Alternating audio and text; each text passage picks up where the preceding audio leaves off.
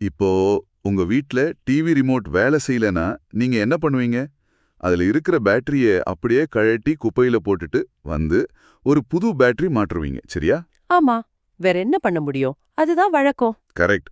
ஆனா அப்படி குப்பையில வீசப்படுற, அதாவது முழுசா சார்ஜ் தீர்ந்து போன ஒரு பேட்டரியை எடுத்து சுத்தி இருக்கிற காற்றை மட்டுமா பயன்படுத்தி அடுத்த 60 முதல் 70 நாள்களுக்கு ஒரு எல்இடி பல்பை தொடர்ந்து எரிய வைக்க முடியும்னு யாராவது சொன்னா நீங்க என்ன நினைப்பீங்க? ம், கண்டிப்பா.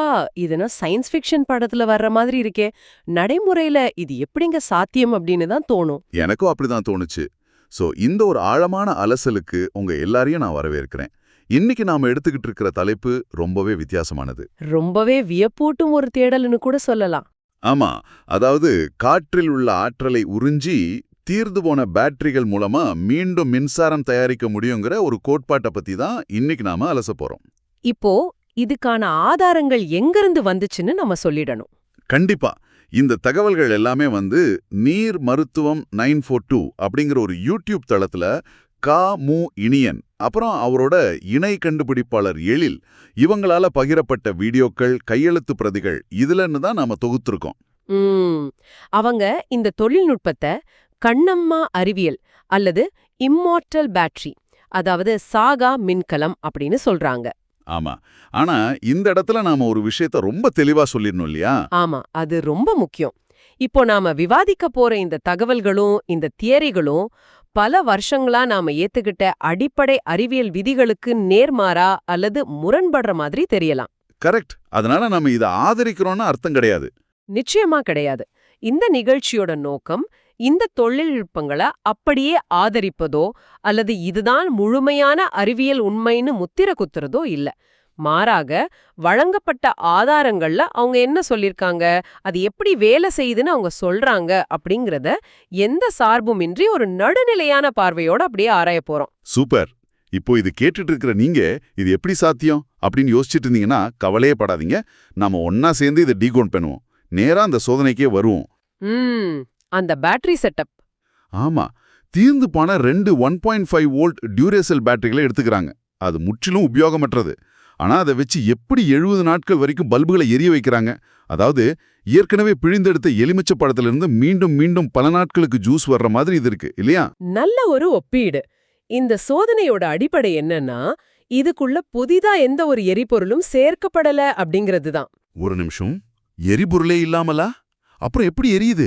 அந்த சோதனையின் உள்ளமைப்பை நாம கொஞ்சம் கவனிச்சு பார்த்தா, அந்த தீர்ந்து போன பேட்டரிக்குள்ள மிச்சம் இருக்கிற சில வேதியியல் பொருட்கள் மட்டுமே பயன்படுத்தப்படுது. ஓஹோ, அதாவது பழைய சரக்கு தான். ஆமா, குறிப்பா பாத்தீங்கன்னா பொட்டாசியம் 40, அதாவது K40 ஐசோடோப், கொஞ்சம் துத்தநாகம், அப்புறம் சுமார் 8 முதல் 10 கிராம் அளவிலான கிராஃபைட் பொடி. ஒரு புது பேட்டரி மாற்றுவீங்க. வெறும் 8 லிருந்து 10 கிராம் கிராஃபைட் பொடியும் கொஞ்சம் பொட்டாசியமும் மட்டும் தானா? இத வச்சுட்டு எப்படி இத்தனை நாட்கள் மின்சாரம் வருது? அந்த பொட்டாசியத்தை எரிபொருளா பயன்படுத்துறாங்களா? ஒரு பேட்டரி இல்லவே இல்ல.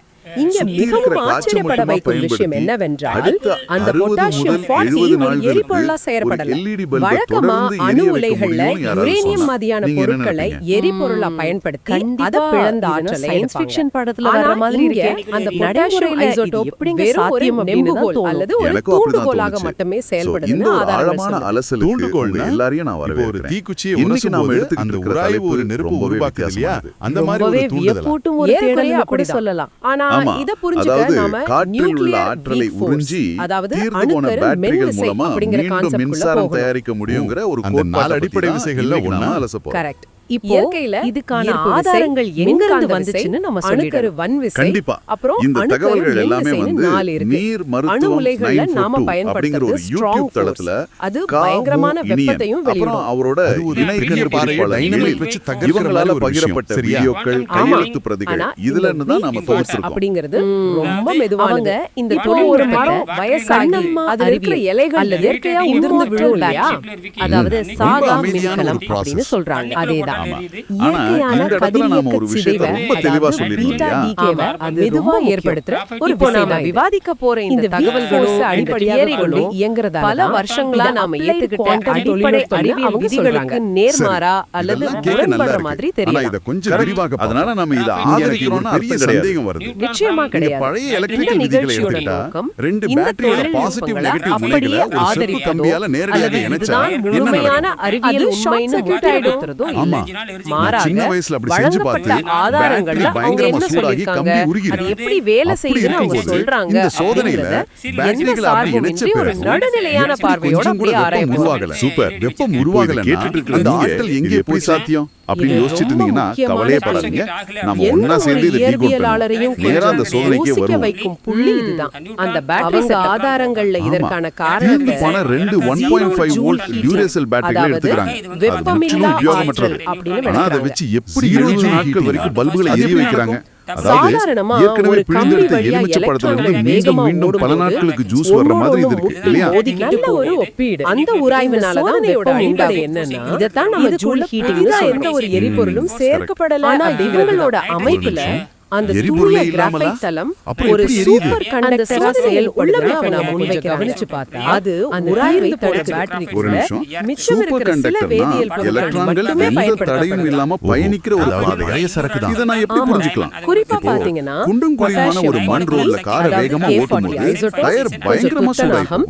அப்புறம் சுமார் உராய்வு 8 முதல் 10 ஆனா கிராம் அளவிலான வழுக்கு மரம் கிராஃபைட் மாதிரி ஒரு பனி இவ்வளவுதான் கட்டி இருக்கு. பாதையில அட, எந்த வெறும் உராய்வும் 8 ல இருந்து இல்லாம 10 கிராம் சறுக்கிட்டே கிராஃபைட் போனா குடியும் வெப்பம் கொஞ்சம் உருவாகாது பொட்டாசியமும் மட்டும்தான் மாதிரி ஒரு விஷயம் இதை வச்சுக்கிட்டு எப்படி மிகச் இத்தனை சரியான நாட்கள் மின்சாரம் ஒப்பீடு. வருது? அந்த அந்த பொட்டாசியத்தை கிராஃபைட் எரிபொருளா தளத்துல பயன்படுத்துறாங்களா? எலக்ட்ரான்கள் இல்லவே இல்ல. மோதலும் இல்லாம மிகவும் ஆச்சரியப்பட வைக்கும் சீரான விஷயம் என்னவென்றால் ஒத்திசைவில் அந்த பொட்டாசியம் அதனால 40 அந்த ஒரு உராய்வு எரிபொருளா செயல்படுகிறது. சுலபமாகிறது. வழக்கமா உராய்வு அணு இழந்ததால உலைகள்ல வெப்பமும் யுரேனியம் உருவாகுது. மாதிரியான பொருட்களை ஓ. எரிபொருளா பயன்படுத்தி வெப்பம் அதை உருவாகலன்னு பிளந்த ஆற்றலை ஏத்துக்கிட்டாலும் எடுத்தாங்க. அடுத்து ஆனா நடக்கிறதா என் மண்டை இங்க குறையுது. அந்த ஷார்ட் பொட்டாசியம் சர்க்யூட் ஐசோடோப் ஆன உடனே வெறும் ஒரு பேட்டரியில இருக்கிற நெம்புகோல் அல்லது ஆற்றல் ஒரு வீணாகி தூண்டுகோலாக அதோட மட்டுமே voltage செயல்படுதுன்னு zero ஆதாரங்கள் ஆகும். சொல்லுது. வழக்கமா அதுதான் தூண்டுகோல்னா நடக்கும். ஆனா இப்போ இவங்களோட ஒரு தீக்குச்சியை சோதனையில உரசும்போது அந்த அந்த உராய்வு உராய்வு இருந்த ஒரு மின்னழுத்தம் திடீர்னு அந்த மாதிரி ஒரு தூண்டுதலா? ஏறக்குறைய அப்படிதான்.